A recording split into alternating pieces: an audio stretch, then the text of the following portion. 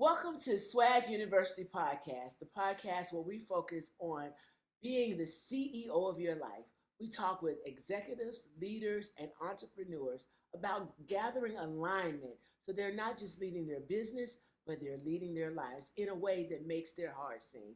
And I tell you, I have an exciting guest for us today. She is my city councilman. I should say city councilwoman. You can say right? whatever you want. Say whatever I want. City councilwoman, my soror, my colleague in education, and just all around bestie, right? And I am excited to have Gwendolyn Henderson here today. Now, I'm going to read her bio because, again, I don't want to miss anything because she is phenomenal. But I'm so excited to introduce her to you.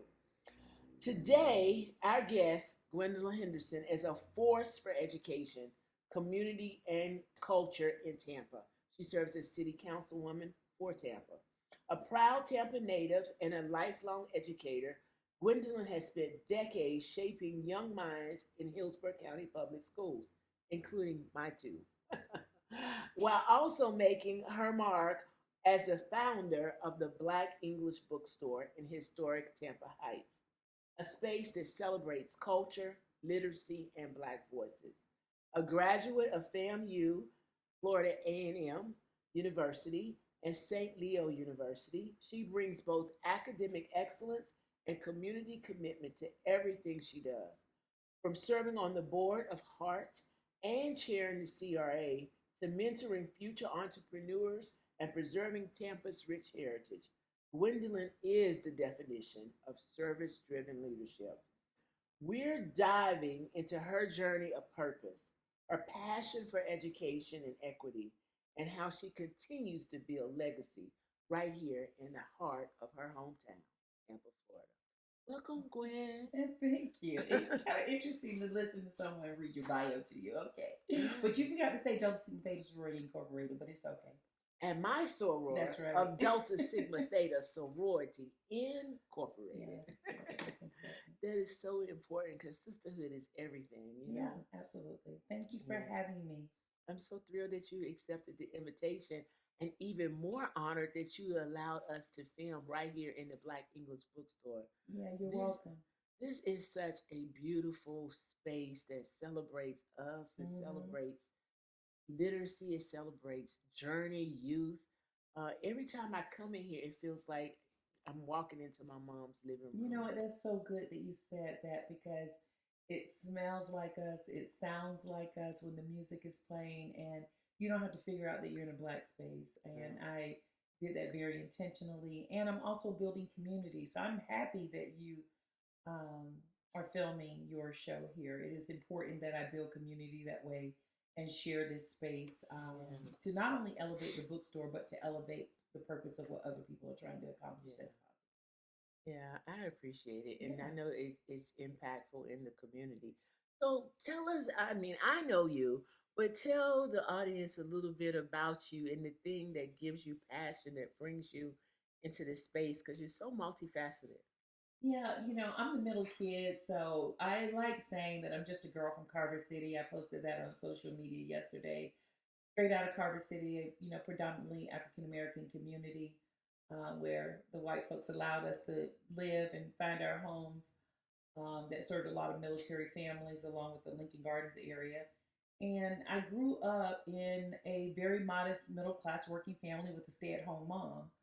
But I really had to work hard at finding my voice as a kid, and then moving into adulthood. So who I am now really has just been a creation of, oh my gosh, we gotta stop. Look at you. That is so. Yeah, it's just a testament of your impact, power, and presence in the community. Yeah. And I think, what it demonstrates, and we're talking to entrepreneurs and people who want to be involved in the community. How do you build networks like that? Because I mean, they were ready to turn cartwheels because they were in your space. You know what? It's not a difficult question to answer, but I think it's just a reflection of my personality and who I am. When I operate from the standpoint of how I was in the classroom. The students got the real Gwen Henderson, coupled with the curriculum of being a business education teacher, and me being very intentional a little bit later in my career kind of propelled me to do some of the things that I've done. And just from that standpoint, for example, at Jefferson, that was my high school. I graduated from Jefferson. And so I had such a great time in high school, wonderful experience. But I didn't feel the kids were getting that. And then I had to give them what I received. So I started the HBCU club. I started the Girls Empowerment Club called NAPS, Naturally Aware, Proud, and Strong, and engaging the students outside of the classroom to do some very powerful things and having them have the opportunity to be leaders like I was given that opportunity. And so it kind of stemmed from that. And then the biggest one, Hildra, was, I hope I can say this without crying, but the last 6 years of my mom's life, I took care of her, and it just gave me an incredible amount of courage. It was the most difficult thing I had ever done, but also very empowering. And I said it at her funeral. She made me a better person. She was my mom, but it was the last 6 years of her life that were the most impactful for me as a woman. And just her grace and her patience and her love when she was the one that needed care. But I gained a level of strength that had me run for city council, that had me open the bookstore without fear. I have talked myself in the past. I used to talk myself out of great ideas. And I don't do that anymore. Here it is. I'm now 60 years old and I'm going after things that I want to do, and I won't talk myself out of it. And that's a really, really nice feeling. And it came late in life. And so now I have to use that example to share with young people, as well as to continue to move forward with this new journey I'm on as a politician, which I don't like admitting that I'm a politician, but I am, as well as, whether it's in our sorority and me finding my space there, or, in the community. So it's been pretty interesting, the journey that I've taken. The part that is very satisfying is my impact on students. Because I was a very tough teacher. And it was extremely intentional, because we know what they're facing out there. And so I could even see in the smartest kid, I could see the bullshit. And I would smoke it out every time. Yeah, just to make them better, And so that was important to me, to let them see that part of me, because of what I thought I was coming out of high school. I thought I was hot stuff, honey. I went off to Florida A&M University, and I was going to run for student government, freshman class president, and I did, and I lost. I lost to Beverly Anderson, who went on to Harvard University and now is the president of a bank. But Beverly was very organized, and I took that process for granted. And I lost, and I deserved to lose, but it taught me something. Here it is years later when I ran for city council, that I had to be prepared, and that my opponent underestimated me just like I underestimated Beverly. And so, even that lesson years later, is something that I like sharing with young people, and just not being afraid. Even sharing that with my daughter. She's watched me be this overachiever, and it used to be very intimidating to her, and it's taken for her to get into her 30s to settle herself. And even though she's a big fan and a cheerleader, she's not me. And so, but still finding her space to be successful, and taking some of those nuggets of, even when you're afraid, do it anyway. Just keep taking that step forward. And or even me learning from teenagers, like your daughter, for example, a very quiet storm. I'm thinking she's not working, and the next thing you know, she's presenting the plans, and everything is done. And I'm like, oh, okay. And so, it doesn't have to be the Gwen version of it. It's there are quiet storm leaders out there, and me having the ability to recognize that in her, and even some other girls who really want to be a part of something that I am, but they don't have to do it the way that I'm doing it.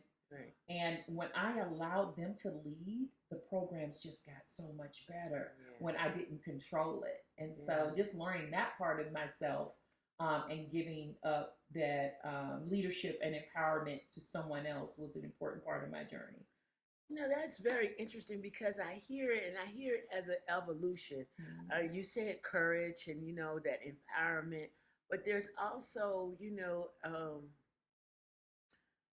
as we become more mature in life. Yeah. Okay. There's seasoned. Yeah. There's a place where the power of peace matters. Like, how do you protect your peace? And then, that means leaning into the vulnerability because there's no need to impress. Yeah. You just live the life that you now have the courage to live. Yeah. Can you speak to that a little bit? Because gosh. That peace is incredible. It's something. Peace and rest are the things that now I crave and fight for. Right. And so whether that's in my relationships with my friends, my family, I took care of my mom during the pandemic, so I was alone a lot in that journey with her, and having to find this level of peace when I was so distressed, and then giving myself grace. So all of this came in later years because this hustle mentality that the world has put on us, and the Black woman, what is this? The strong Black woman trope? Yeah. I retired that one. Exactly. It's too much of a burden because it is.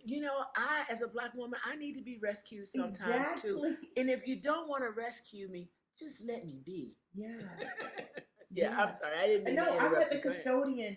I was locked out of my office just yesterday, and we walked together to the elevator, and I literally stopped myself from pushing the button because he was prepared to do that for me. It could be even something as simple as me doing something like that, or asking for help, which is a new thing that I've incorporated into my life. That's new for me. Yeah. Even in terms of the bookstore, I was just like running this place and allowing Ariel to help me because she's my child. I gave birth to her. But just letting some people in who wanted to be a part of this experience. And I delayed it. And once I relaxed and decided to give myself that grace and say, I do need help, two amazing young women. One, our sorority sister, who just wanted to volunteer, is one of my amazing workers. And then one of my former students who was a NAPS Club president that graduated from Albany State and now has a professional job. So I have these professional women who work in the bookstore, not necessarily for income, or to be a part of something special, and because they are remote workers. So me giving myself grace and asking for help and getting rest is very intentional. This is the craziest thing, and I'm going to be admitting this for the first time on camera. I schedule rest in my life because my calendar, I took a picture of it the other day. Yes. And so even us communicating about switching the time, that helped you, it helped me, so that we can make it work, and those kind of things reduce my stress. Right. But even getting rest, like going to bed early is important to me, getting my rest. I'm not the girl I used to be. Right. I can't jump out the bed like I was when I was 25. I can't do that anymore. And so, something as simple as that, or me incorporating enjoyment in my life as well. Taking the time to read our sorority emails. Oh, let me buy an ad, just trying to keep up and giving myself a little bit more time to be a part of things that I'm a part of and being supportive.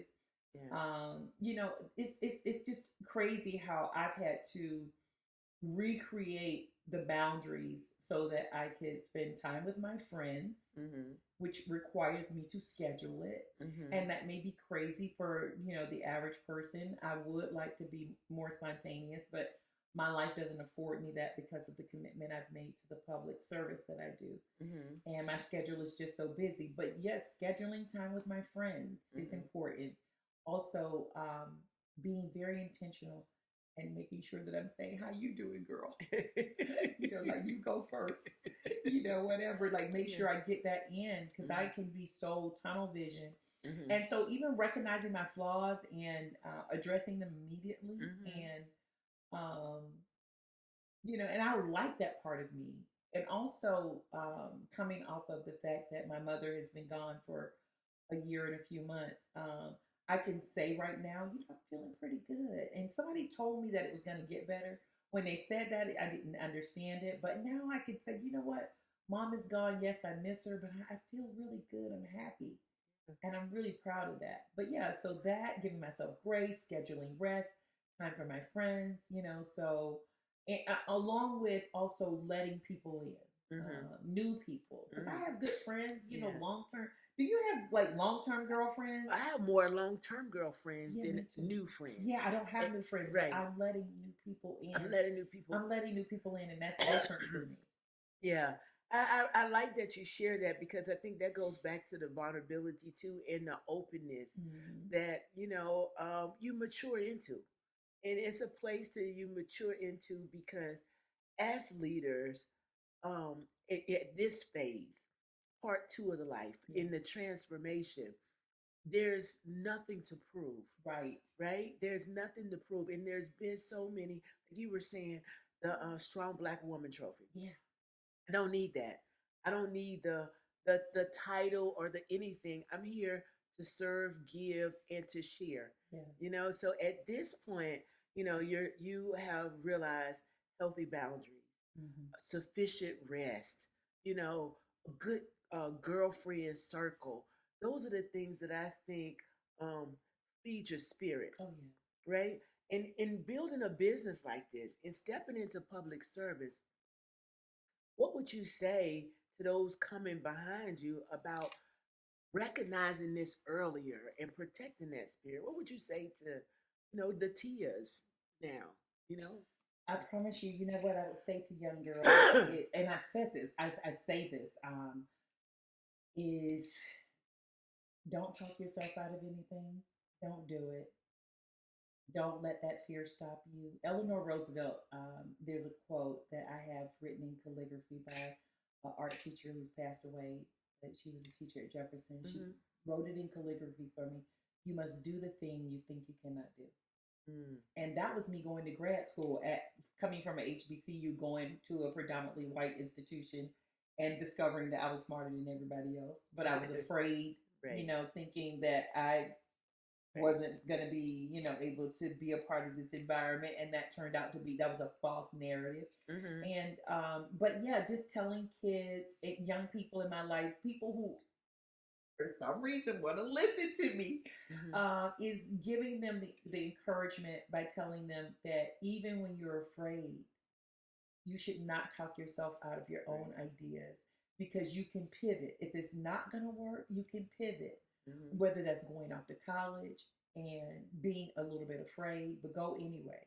And see if you can stick it out. But because if you can't, you can come home, or you can also make another pathway. Or even if it's changing your major, you thought that's what you wanted to do. Don't do anything don't do it for your mom. Don't do it for your dad. I've had to tell young people that. And I'm kind of bullish I'm very protective of young people, because I know how adults can be. One of my closest friends forced her daughter to major in something that was not for her. And I was kind of mad that I found out about it late. And I was like, this is who she is. Why would you stop her from doing that? Oh, because I thought she was going to make more money. That's not up to you. And so, because we can get in the way of young people and their dreams. And so I didn't want to do that. And I think it was easier for me to do it because I had a daughter who's an artist. And so that's a tough business to be in, and to cheer for her in that capacity, required me to be very encouraging, when the average parent would probably be like, girl, can't you do something else that can pay you some money? And and then supporting that process of, hey, owning your own business, writing your own ticket. Yes, you can live in Tampa and LA and DC. And it's a really wonderful life that she's carved out for herself. Exactly. And she works for herself. And but I do that to a lot of young people, not just my own child. And the beauty of it is, like your friend, our fear, or our generation's fear, I should say, because I've had to grow out of it myself. It's putting our expectation on it. Money, it should not be the driving force. Correct. Because when you are like Ariel, doing what you love, Yeah. the money will come. Absolutely. And you know what? That is so crazy that you said that. I literally had, I wrote her a message, and I broke down. I said, okay, when I was this age, this is what you were doing. This is what I was doing, because she was thinking she wasn't measuring up, and I'm like, girl, you are much further along. And if only you knew. Now, exactly. Now, I think I had more fun than she did along the way, especially in college. But, I had to break it down. Even now at 35, which is her age now, I had to go back and say, this is where I was at 35. And if money is the comparison, you're doing much better than I was. And you work for yourself. Right. You have this flexibility and freedom that I did not have. Right. And so I don't want you to think that you're on the wrong path, because you're on a good path. Right. And so being able to see that in young people and telling them to pursue their dreams, I have the ability to see that for a variety of reasons, and one of the reasons why I love teaching college success. Our fear, or my generation, I'm a 1964, which is the final year of the baby boom generation. Go to college, get a good job, get a husband, have some babies. Right. And I'm like, that's not necessarily what would be considered successful. Right. For everyone, success is different for everyone. And so, don't think that you have to be in the same place as your cousins who are married and have babies and houses. That's not necessarily your success, because they're looking at you going, oh, girl, I wish I had a little time to do what you're doing. Exactly. You know what I'm saying? Exactly. So it's like your pathway is okay, too. It's not one way. Right. It's not a one way. And the beauty of not having a one way is that you can get to where we are, 50 plus. Yeah. And do it all over. Exactly. And do it all over. Exactly. Create yourself to be the dream that you always had. Yeah. Because I think the difference in our generation is that, again, lawyer, doctor, Indian chief, mom, wife, you had to do those things.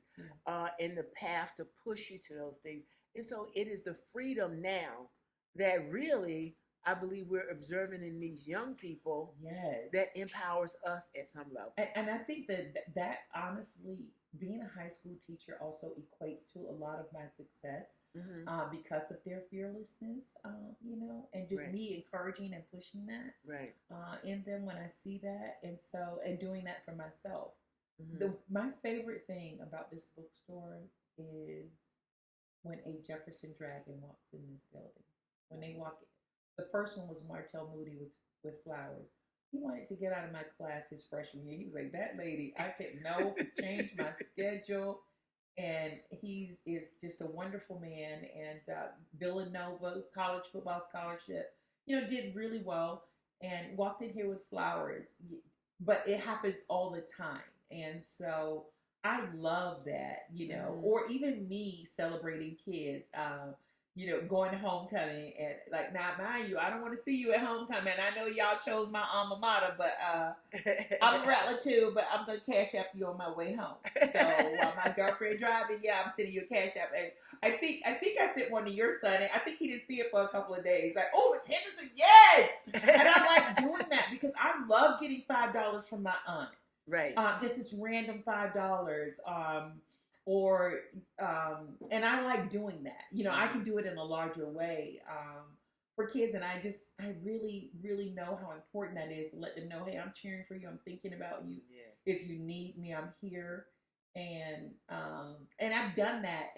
And my social media friends know that I do that. One of my students who, during the pandemic, she had paid her rent, but she didn't have any money for food.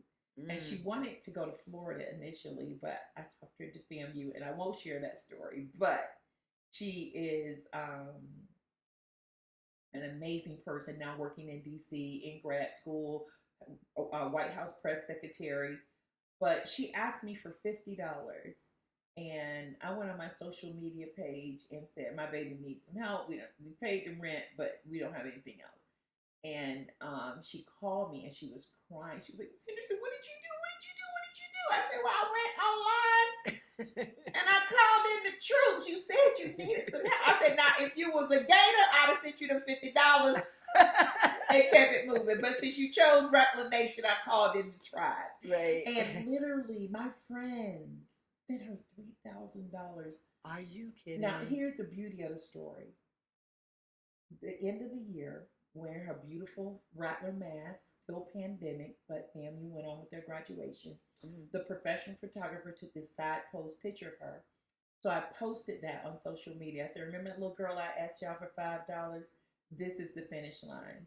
And then I shared it again when she was interviewing Barack Obama at a conference. Oh, wow. And then I shared it again when she was interviewing Andrew Gillum when he was running for governor. And then at the Democratic National Convention with her peace side up like Shirley Chisholm, wearing all of her medals.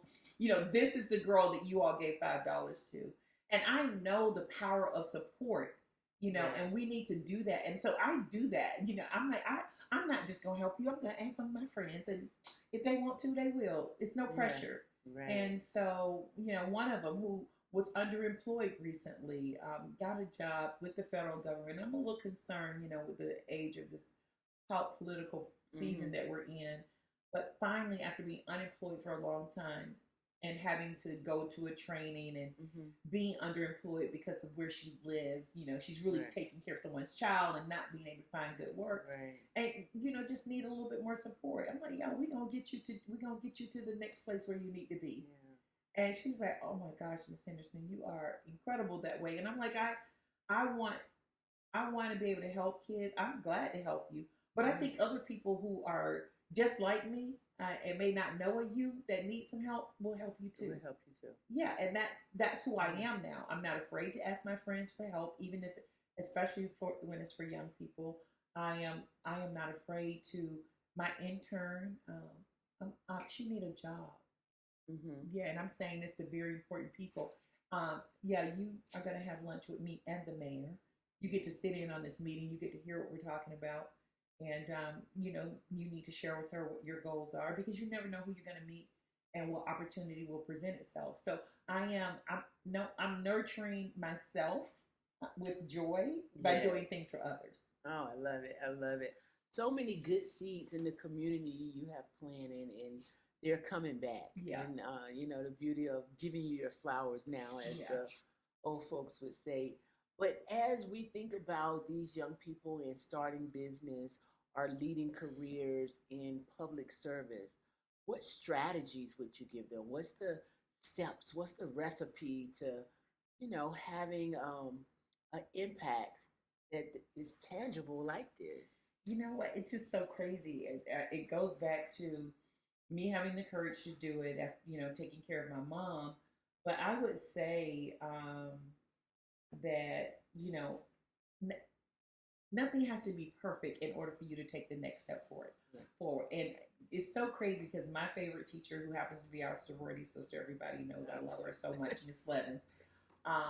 We had this conversation, and you know, some of our sorority sisters were saying that, like, Gwen, this is so surprising. And she's like, not if you know her, right? You know, this is the side of her that I know, right? Or even me being a historian. I don't know if you were at Founders Day, but just sharing information. I'm like, let me show some people this side of me that I typically would not. You don't know this side of me, but I'm going to show it to you, and not being afraid to do that. So stepping into politics, I've always loved it. I used to watch Ted Koppel at night. I did that in high school, so nerdy. But yeah, I did that. I watched Ted Koppel before I went to bed. It was like a ritual. And so me deciding to run for office was, if you look from it's called Pathway to Victory. I couldn't get the support because people couldn't see a pathway to victory. And I think I sent a letter to our sorority. Only 7 people got on the call. And I was a little bit sad, but do you know there was one person on that call, Jamel Lanie, who is a communications professional, Rattler, sorority sister. The Zoom got disconnected because the 30 minutes was up for the free Zoom. Okay. She said, I'm going to help this girl. She don't have no money, but I'm going to help her. And it was 7 people, and I raised about $20,000. Wow. If you just read that on paper, no, she's not going to win. She's not going to win. And a seasoned politician, our sorority sister, Senator Joyner, she said to herself, I said I wasn't going to help anybody else. run for office, but she decided to support me. Mm-hmm. And that was, she said, now I got to support you behind the scenes because I have to coach you and I have to also get information, you know. And I was like, yes. Mm-hmm. And so here it is, this little tiny organization of people, mm-hmm. you know, supported me. And I just kept going. Of course, I was afraid. Mm-hmm. I'm running against someone who has this volatile pathway that's associated with a family member. I know the papers are going to eventually write about it. I mean, there's a lot of different avenues that I could have talked myself out of doing it, but I was like, no, I'm just going to keep going.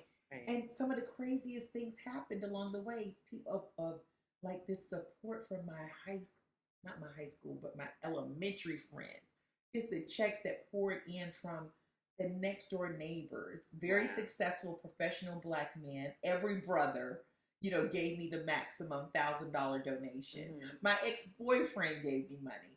Right. My baby daddy gave me money. I was like, what the hell? You wouldn't even pay your child support, but you're going to support me on this campaign. Okay? That's respect. Just respect. You know what I'm saying? And so just really finding yourself in a position where that fear, you just keep going. Right. And look what happened. Not only did I win, there was no runoff. I just won. Mm-hmm, mm-hmm. And people that met me along the way made it even more encouraging. This mm-hmm. man named Joe Robinson, mm-hmm. he said he heard me on the radio, mm-hmm. and he just walked up to me and gave me a check. Mm. I went to Allen Temple, and Fred Hearn said, can I write you a check? Nice. Yeah, just, you know, there were people, I'm like, oh, these people believe in me, and they don't even really know me. Right. They're just listening, and they've made a decision. It's the promise. Yeah. And so, you know, the victory was mine, and my mom got to see me do it. Oh, and Fieldra, I promise you, the morning that I won the election, the next morning I decided to go to Jefferson. Mm-hmm. I needed normalcy. And when I came downstairs, my mom was sitting up in her bed, and she was ready, propped up in her bed. And my mom was really proper. She said, good morning, Councilwoman. And I was like, I said, Mama. And she said, she was prepared to say it, you know, just so proud of me.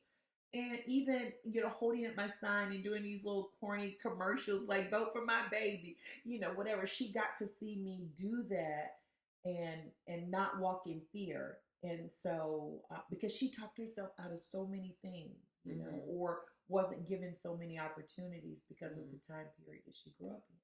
So it was just, you know, me doing that and not being afraid. If you step out on faith and let the fear be right by you and mm-hmm. just ignore her and just keep going, you get these wonderful victories. Even people who you change minds. It's like, oh wow. Mm-hmm. You know, so and I am now, I don't want to call it something that it's not. I am ambitious. Mm-hmm, for sure.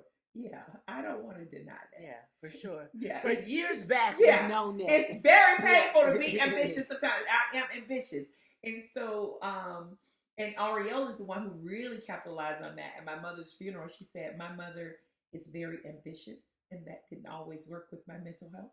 So I would call on my grandma, and so here it is. She had this other person in her life because I am just.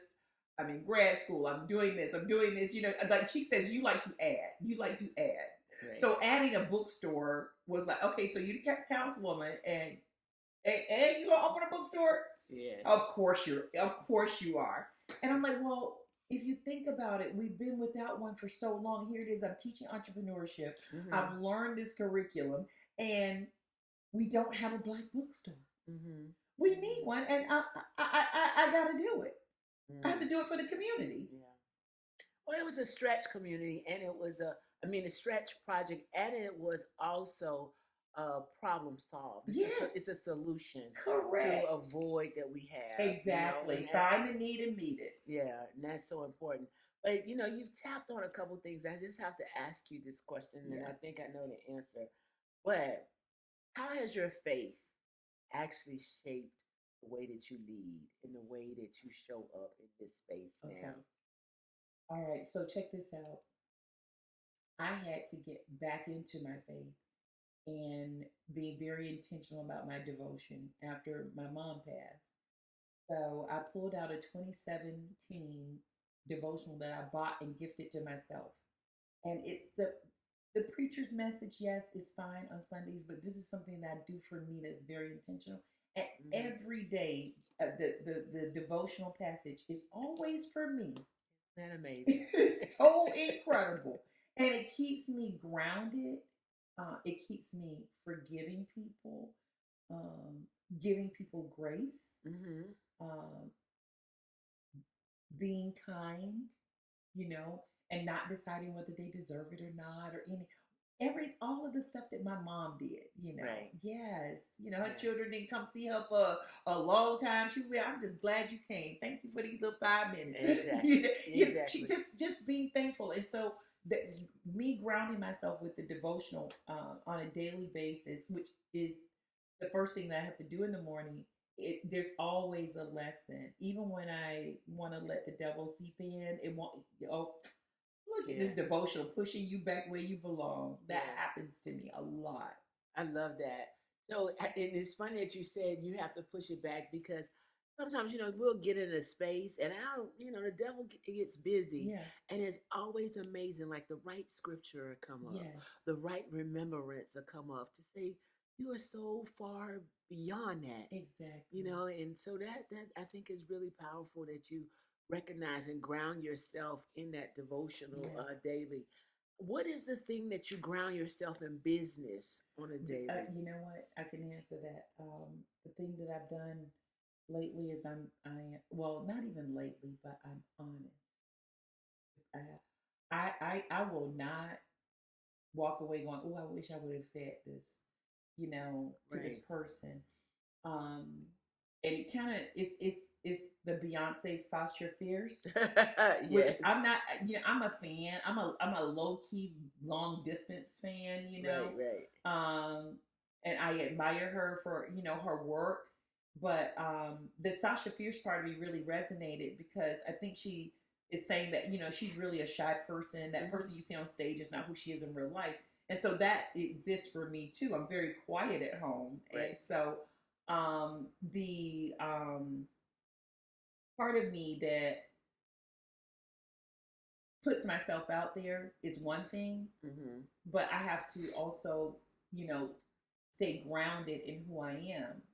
Now, mind you, I'm 60, so I kind of forgot your question. What did you ask me? Well, just how you What did you ask me? Oh my goodness! Oh, now you got me confused. Just admitting that, you know what I'm saying?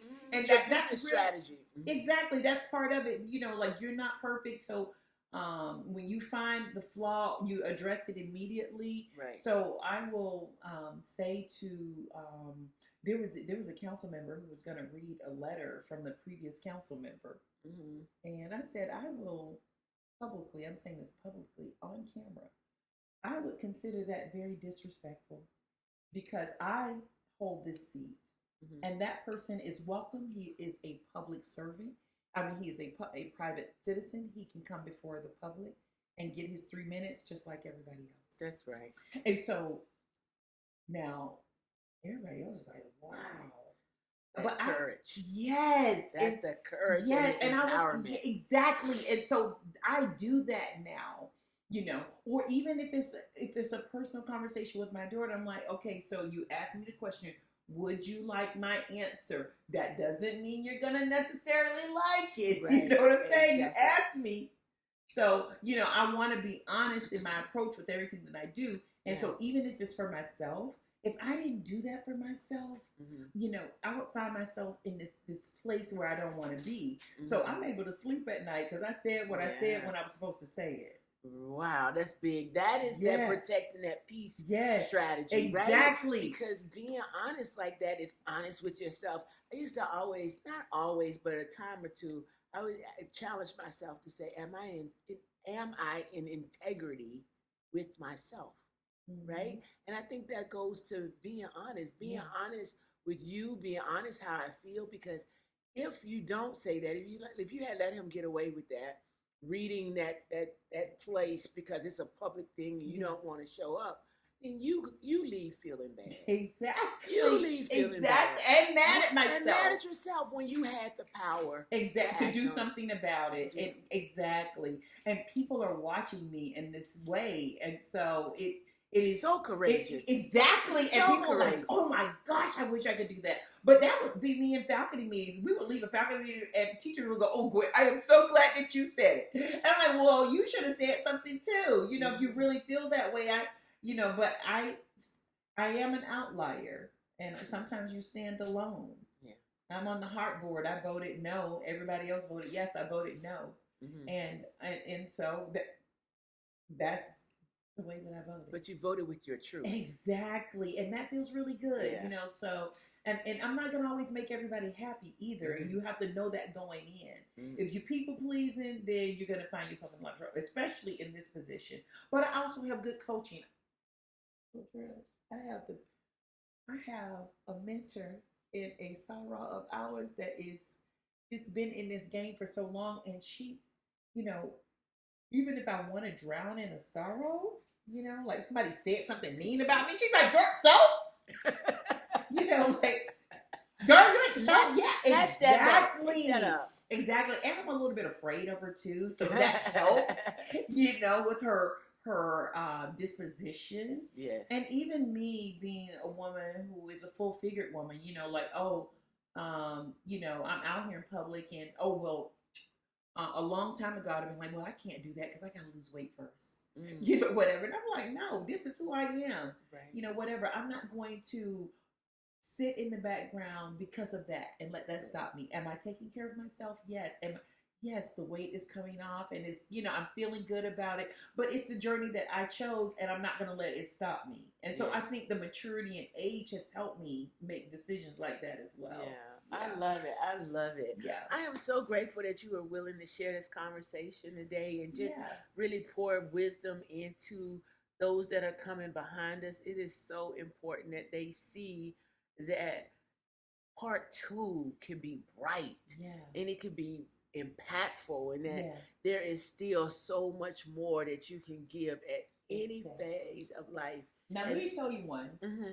Maya Angelou, I was watching her she was talking to Oprah, a show, and it was just really the age thing. She was like, oh yeah, but when you're in your 50s, when you're 60s, oh no, when you get in your 70s, it get really better. And I was like, wow. Yeah. And so now, mind you, let's translate. I'm a high school teacher. If I say to a kid that I am, I said this when I'm 50. They're like, oh, you're old. I'm like, no, that is not old. Exactly. You know what I'm saying? And so, but I was a kid and I thought that a long time ago, when my mom was 45, everybody else's mom was 39. Right. I'm like, Mama, you old. She's like, girl, please. And so now that now it's my turn, and it's hearing Maya say that, like, oh, wait till you get to your 70s. Oh, but now your 80s. Right. That's when you really doing it. And so here it is. You see, Tina Knowles just wrote her book, and I got a chance to hear her interview before I went to bed last night with Oprah, and just that fear, and living her. Like 70 is such a great age, and she is enjoying her life. Yes. And able to forgive, and just she's at the pinnacle right now. Right. And those things that people put in her head when she was younger, when she felt like she wasn't good enough. All that's gone. And that's another lesson. And I know we're at time, but the lesson is that when you see somebody, matriarch, right, at the pinnacle, and for her to say, I thought I wasn't good enough. Until recently. Yes. Your daughter is a one-name star. Yes. She needs no last name. She is it. How? Because look, whoever Beyonce is, she's 50% of you. Yeah. She's 50% of you. And yet, as women, we carry that maybe I'm not enough, or maybe I shouldn't be seen, or maybe I shouldn't speak up. So I just celebrate you, that the courage that you have to show up and be impactful and have your voice Mhm. be heard Yeah. for everyone that's watching, for everyone that's coming behind, And enjoying it. and enjoy and looking good doing it too, girl. Yeah, Yes. and even people watch me on Instagram. I got in a little trouble from my customer saying you need to post on social media. Well, I'm like, I'm so busy. So I made a New Year's resolution that I would start posting. The first post I actually was crying because a marketing firm took down my video. And you saw that? Oh, yeah, but you know what? That turned into a blessing. My sales have soared. Really? It has so people are being more intentional because of the political climate that we're in. So the store is thriving. But I literally go on Instagram. There's no bells and whistles. There's no music.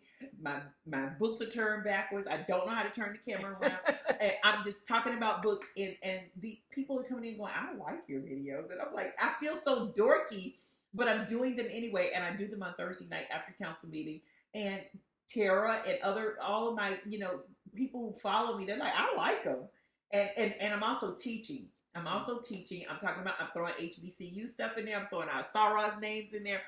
I'm just like doing Gwen, and people who really don't know me personally, they just know that I own the bookstore, and they're telling me, I like them. I watch them all the time.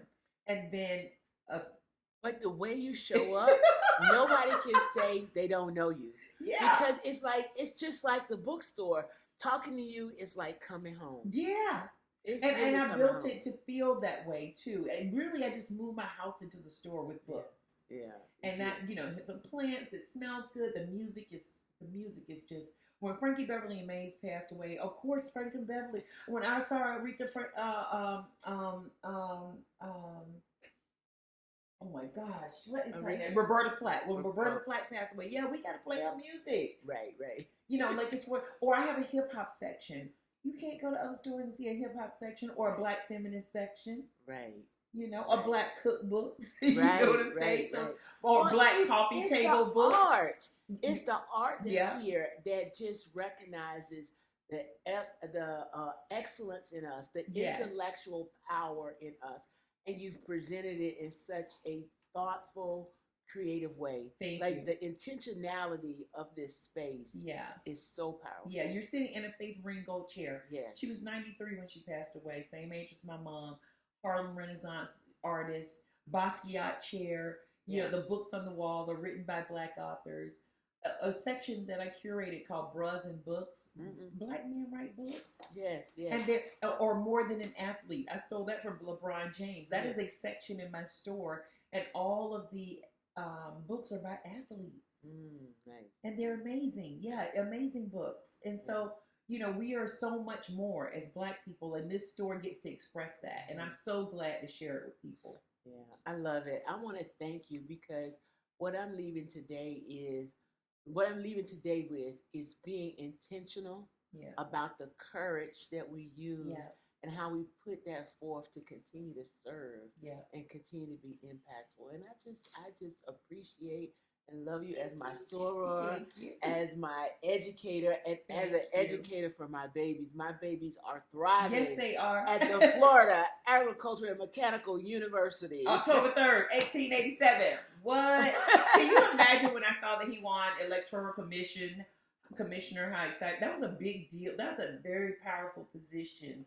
And just him capturing it in a formal photograph just made me so happy. But the fact that they're on LinkedIn, which is something I required of them in high school, and just building that resume right now and not being afraid to go after it. One of the things that was my favorite, I think he had to imitate during the Black History program. I needed him to be a little bit more preachy in whatever he was presenting. And I was like, oh, yeah, that's exactly what I want. Taking direction, and Miss Henderson wanted it to be perfect for us. Yes. Because we're getting ready to impact, it's the kids that are watching, the ninth grader is sitting there that's going, I'm going to be in that club. Yes. And so even when I walked away from Jefferson, when I knew that, I left it better than I found it. And I gave what I gave. And, it's very difficult for a teacher coming behind to pick up and do the things that I did. I know that I was impactful, but, they don't pay us to do that. Mm-hmm. That's the extra stuff. But that's the part of you Yeah. knowing the value of community. Yeah. When at Jefferson, you created community. Yeah. I never worried about my kids being safe or seen Yeah. because I knew you were there. And they came a long way to go to Jefferson. They came a long way to go to Jefferson. They drove. They was across town. That was like, wow. Right. They were. Yeah, and Jefferson was like that, especially for our kids. The beautiful part about Jefferson is the valedictorian can be Black. Exactly. And that is, a fact. And they also can get into the Ivy Leagues as well as the HBCU and choose the HBCU. And choose the HBCU. Exactly. Choose the HBCU. Because, yeah, very intentional. Trenton had intended to apply wide and far. But the bus trip that you organized. Out, yes, baby. I knew that was going to do it. I knew it was going to do it. Yes. I was like, well, Trent, where are you going? He said, I'm going to Florida. You know what? You got to show them. You just show them. Yeah. Phildra, my nephew went to Xavier because of it. He got on the bus saying, I'm going to FAMU.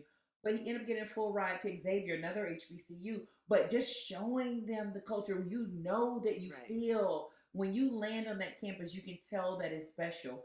And so you can be whatever you want to be. There's nothing that's going to happen to you because you're Black. Exactly.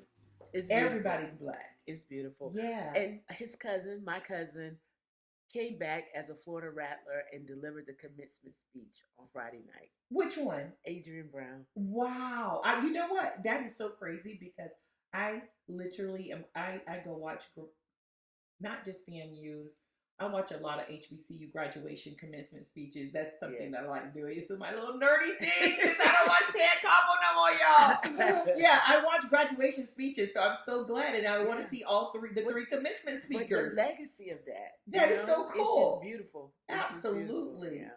And you never know, one day it may be him.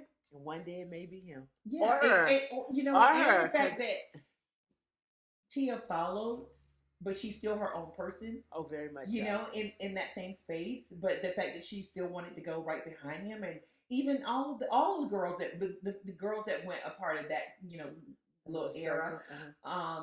Jordan Anderson sent me a picture of her sitting in the audience at the AKA Regional Conference in her dress with her pinky up, and just crossed on March 8th. But she had vision. That's what she wanted. She went after it. And I was like, yes, look at you.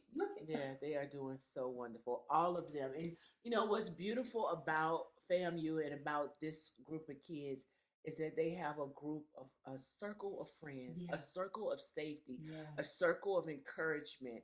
I expect all of them to excel. Exactly. Because they have had experiences with wonderful leaders like you. Absolutely. And then they have each other. I own that.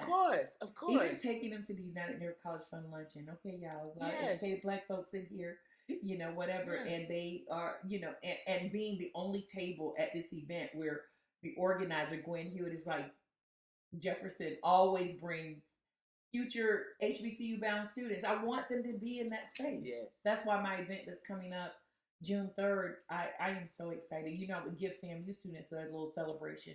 Mm-hmm. But now I'm giving all HBCU bound students from the city of Tampa a day party on June 3rd at Julian B. Lane. Oh, wonderful. And I am getting Black companies to pay for it because we have to do this for our children. I have other supporters, but I'm like, no, I want you at the forefront to buy these gifts and to, all of the things that we need that's going to make this special. Fantastic. I'm so excited. It's my legacy project. And so I have to be what I was at Jefferson. Now I have to give it to the city of Tampa in terms of youth. And this is one of the ways to do that. Fantastic. So I am grateful again, but please tell my audience how to reach you, what you have going on like this, so that they can really be blessed by your impact. Well, Black English Bookstore is in historic Tampa Heights, down the street from Armature Works, 401 East Oak Avenue. And it is in a space that is very welcoming. Trust me, you will feel like this is home. And if you have any issues in terms of city business, my office, I have a legislative aide that answers the phone. She's a wildcat, and a Sarah, but she definitely is, my partner in this journey.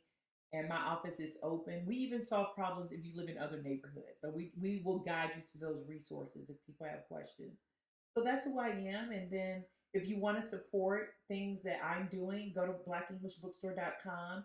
The HBCU day party that I'm handing out for the kids, that's on the website under gifts. And yeah, that's just it. Well, I thank you so much Thank for you. this conversation and for all that you do. You have been a blessing to my life and to my Thank children. you, Dr. And Swagger. yes. Oh my God. So thank you guys for joining me today for this conversation. Yes, Aurora.